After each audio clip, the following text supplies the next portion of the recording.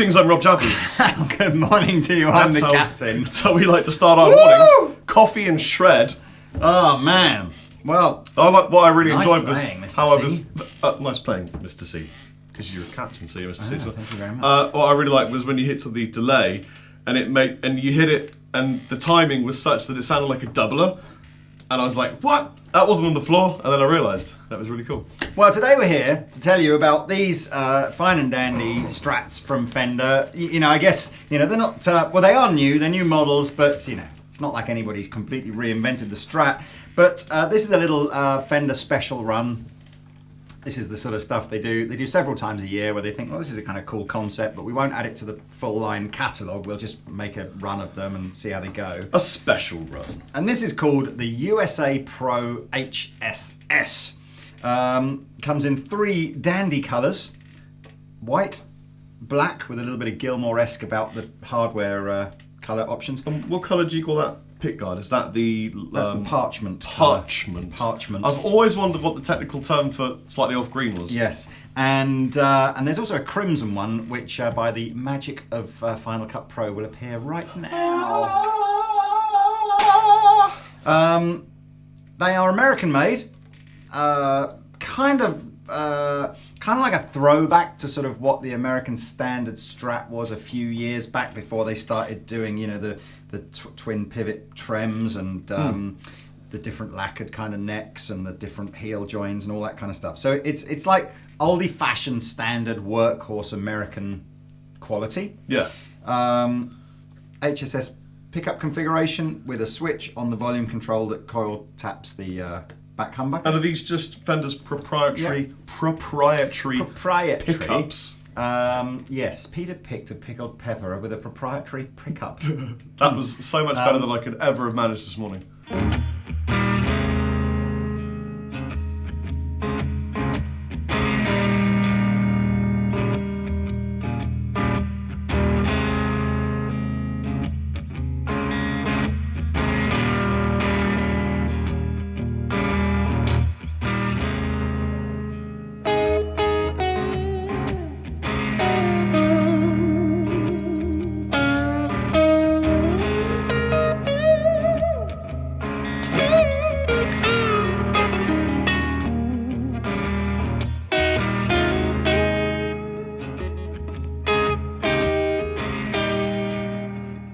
So, and they're designed really to sit at a sort of a, like a workhorse price list, a price point as well. So these are currently selling, I think, at $8.99. Okay, with a nice gig bag. So no hard case, but nice gig bag.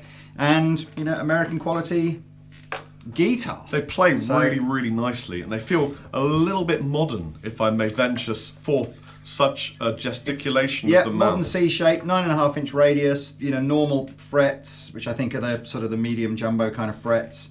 Should I take them through some tones? Or I've got a question. What's under the sticker? Don't you know what the sticker's for? You do know what the sticker's for, don't you? I know, I'm just, in case people don't know that the sticker... On a Fender screw-in trem arm, there's a tiny spring about 1 centimetre, what's that, like 1/2 inch long, and it's very small. And the idea is when you screw your tremolo arm in, obviously there isn't really anything to bite to make it, to get the sort of tension so that if you put the arm here, it stays there. So what the spring does is it just pushes up underneath the bottom of the tremolo arm and just gives it that kind of tension. Now that's a old-fashioned, million-year-old Fender idea. It works really well. Well, it sort of works really, really well, except of course the massive failure is as soon as you take the sticker off, take your tremolo arm out and turn the guitar like this, the spring drops out, you lose it forever. Yeah. And most people don't even notice. Yeah, probably don't even notice. So obviously to stop the spring falling out until at least you own it, Fender put a little sticker over it. Yeah, I must admit, I don't think any of my Strats have the spring in it anymore. No. I've lost them all and you just go, oh, who cares? Oh, but well. That's what's in there. Springless.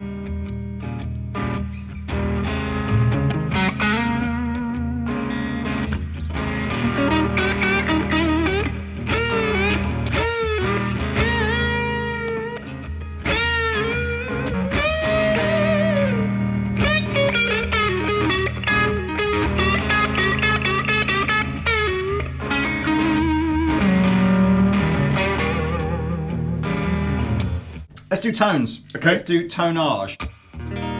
Oh, let's do tuning. Okay, let's do tonage. If you wanted to jam along with us in that first jam, we are tuned to E flat.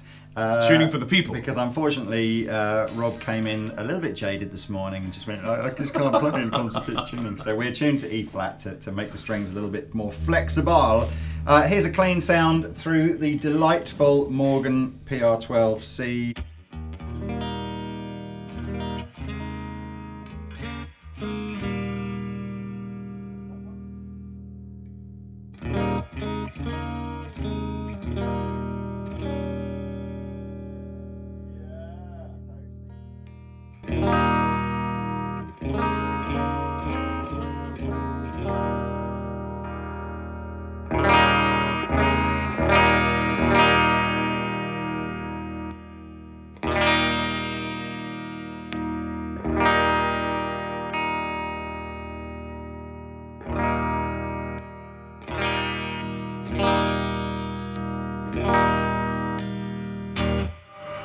Tons of tones.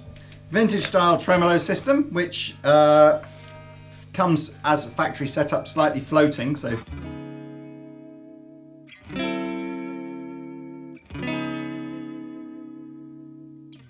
You smoothly palmed that, sir. I smoothly palmed it, didn't I?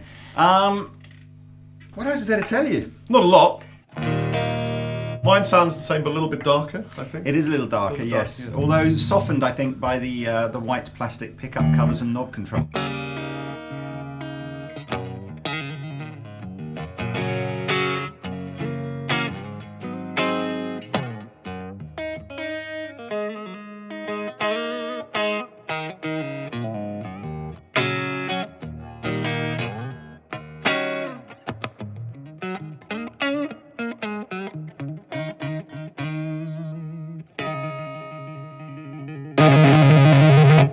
Hello, good morning. Sorry, beer. So it's an alder body, maple neck. I mean, it's just kind of like, it's all the ingredients that you'd expect to go into a good quality American Strat without necessarily any of the fluff that maybe adds that final 200 or 300 pounds on that, you know, some may sort of go, meh, it's a little bit unnecessary, but some wouldn't. Some would go, I like the fluff. Do you want to know a new cool, interesting weight scale I've come up with? Yes. I've come up with a new, this is my own invention, so you're welcome. But I've got this thing called the How Heavy is the Guitar? It's a one hand and then the number fret weight. And what that is if I can pick it up like that at the 12th fret, it's that way. If I can pick it up at that fret, I see. and if you can pick it up from here, then that's a different fret. Now I can't manage 5th fret. Oh man, that's actually a really interesting way of doing. It's completely pointless, but you know, No, because interesting way it of- measures it against your own strength, so it makes perfect sense. And what about if I use my right hand rather than my left hand? So basically, what you say, I've got absolutely no chance of lifting it up from here, Well, no. but some chance at the sort of even the 7th. I'm struggling. I've got to go. I think I've got to go full 12th fret. So for you, it's a 12th fretter. Yeah. Yeah, 12th fretter. Wow. Yeah, there you go. It means what an Now utterly you pointless can, scientific nothingness. Well, now you know it's a one-hand 12th fretter.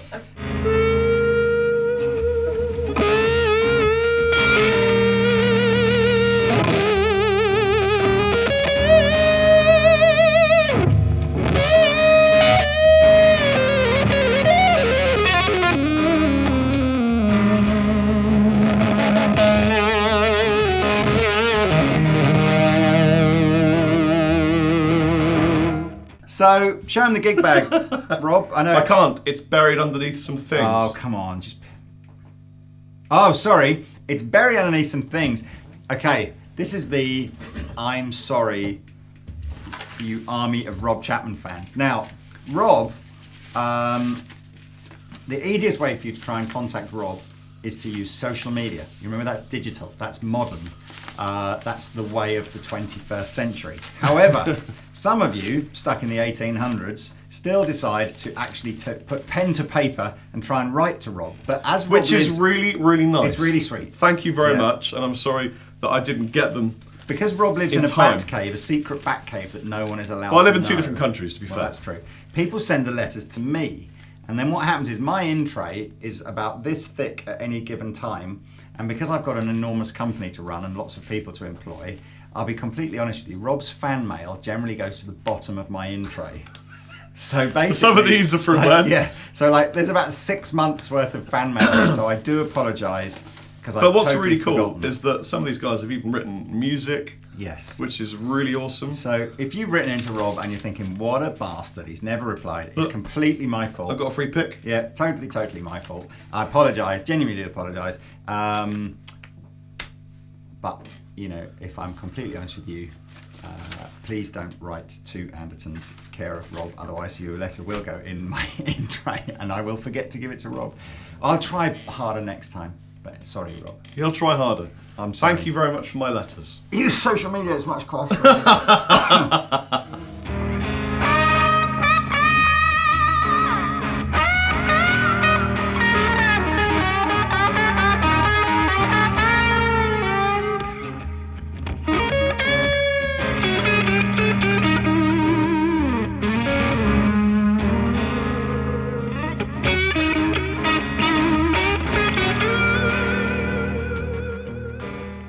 So, well, there you go. I mean, these are great guitars. Yeah. I forget you said there were $899. $899. So to put that in perspective, it kind of sits pretty much bang halfway between what like a Mexican Strat would cost you and the American standard Strat would cost you. This is kind of in the middle. It's similar sort of dough, maybe a smidgen more than American Special.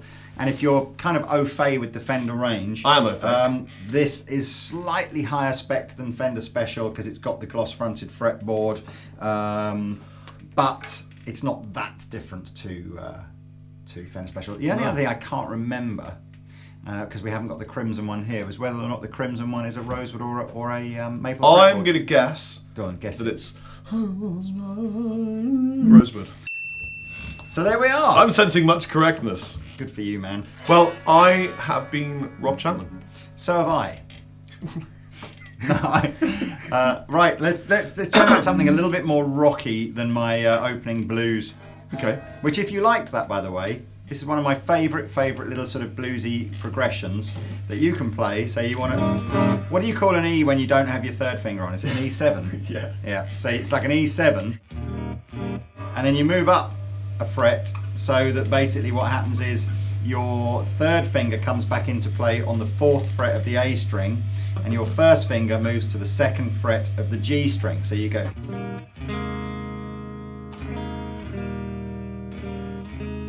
And it's a bit more interesting. It's like this. It's like that, but you go. And even if you want to go up, you can go one more. So there you go, a little lesson for you there. I've played that so many times, people will be just going, God, I so learnt that at grade 1 Anderton. But there you go, just in case you I don't. like it. What should we play? So you want to do a little jam at the end, do you? Little rocky jam at the end, let's do this.